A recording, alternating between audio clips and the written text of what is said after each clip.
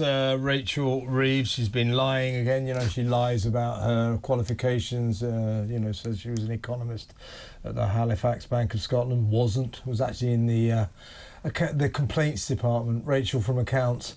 She was an economist for a little while at the Bank of England, but not as long as she says she was.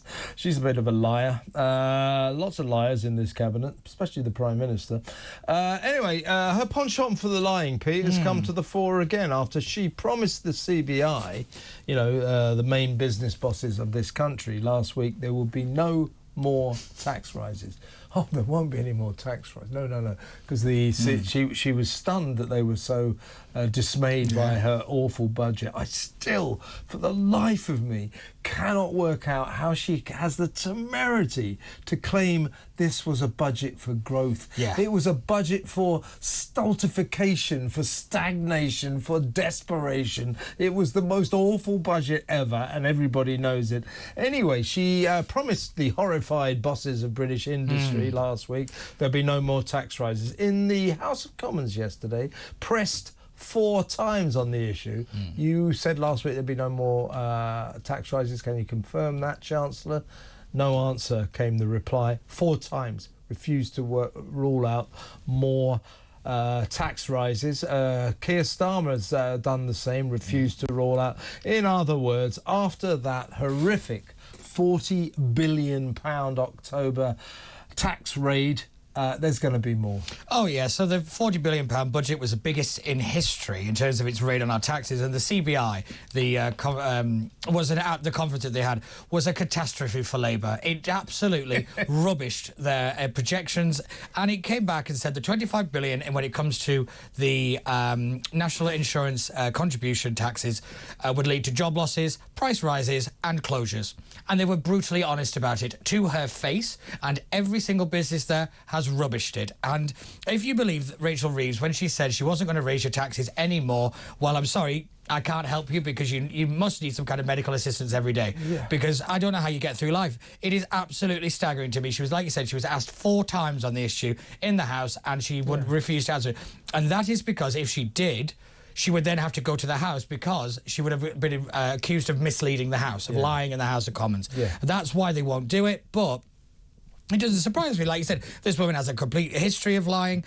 And let's not forget about the books. This one's kind of just skirted under the radar. She wrote an entire book that was basically a Wikipedia article. Yeah, it was ripped off from that. She copied her book. Yeah, I mean...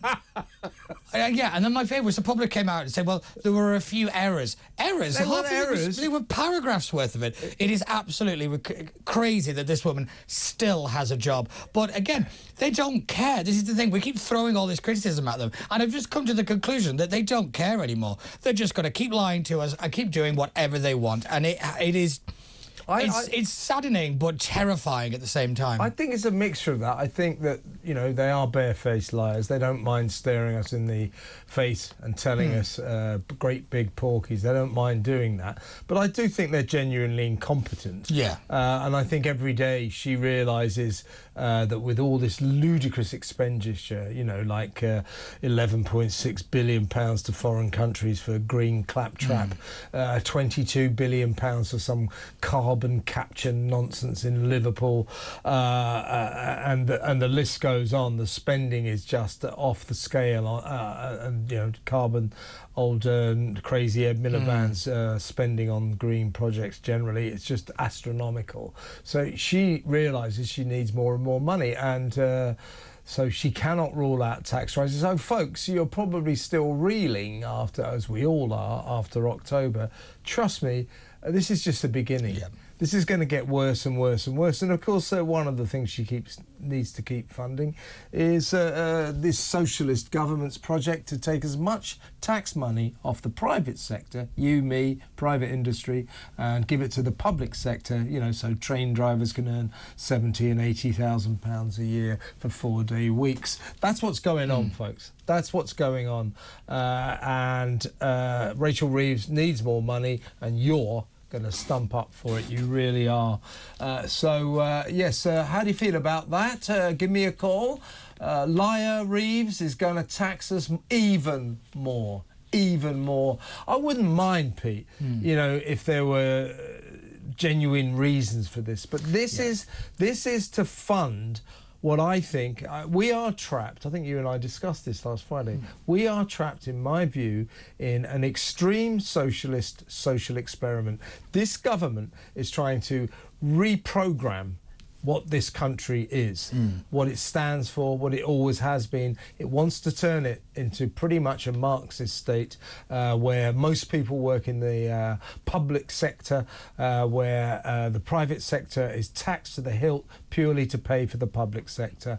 It's a socialist hellhole experiment, and she's going to want more and more money from us to pay for it. So you have been warned, right? Yeah, I think you're right there, because what I've been thinking is that they're trying to cram all this stuff in now. So by the time it comes to the next general election, even if they lose, this has become so embedded in the system that they can't peel it away. When they lose. But either way, it wouldn't make a difference. That it's become part of the system. You know, one of my favourite quotes is always, "Nothing is more permanent than a temporary government programme." And meaning that, you know, once it's in the system, once the system has adapted it around, then that's it. And it makes repealing any of this stuff that they bring in, like we say about that junk food advert ban, that's it now. Unless it'll take a strong and a brave government to pull that away, given the campaign groups that'll come out against it and the political narrative that you'll see. So Reeves can push this stuff through. She'll keep spending and spending and spending.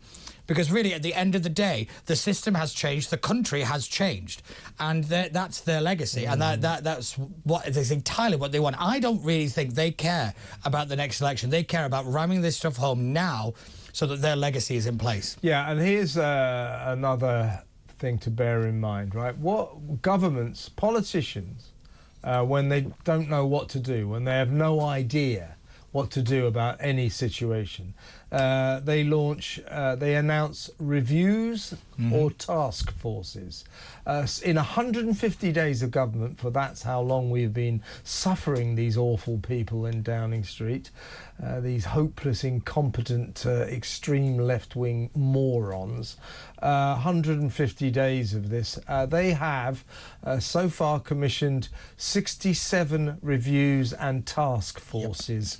They have no idea what they're doing. Now, the other thing about reviews and task forces, it means nothing is happening. It's just jaw, no action. Yeah, it is also, these reviews and task forces are also run by their people. So they'll come up with a response that will be in line with the government thinking. So that's what you do. You pack these kind of reviews full of your own people with your own way of looking at government and looking at running the country, so that whatever they say at the end, we say, well, this task force said that, you know, this was the result of it. What you've done is you've just had your own people say what you want. Yeah. It's a really terrible way of government. But like you said, they've no plan beyond tax it. That seems to be their only idea to get anything, is tax it. And we have so many crucial problems that need fixing and need fixing now, and this government is absolutely clueless. I said this throughout the general election. There is no plan behind Labour, absolutely none, and we're now dealing with the consequences of it, because they've just got their own little red book of what they want, and here we are. No, I must say, Rishi Sunak was a great one for a task force as well. Oh, yeah. It was the Migrant Crisis Task Force. Yeah. Politicians announce task forces as if the problem has been solved. I've set up a task force. What that means is the problem has not been solved, and that politician has no idea how to solve it. It's just word soup to try to placate a very annoyed public. So, you know, this is what's going on. And also, there's the other thing about 67 reviews and task force and God knows what. It is a pure indication of massive government. Massive government. So what you want, folks, what I want, I think what Pete wants, it used to be the traditional Tory way, the right-wing way, was as small a government as possible. So in the words of Ronald Reagan, you don't have people saying, I'm from the government, I'm here to help. Because we don't want the government in our lives. We don't want to be paying for 67 reviews and task forces in 150 days. This is very expensive, very useless, bureaucratic, massive government, and that costs us a lot of money. They pay for it with our taxes. So your thoughts, please. 0344 499 1000.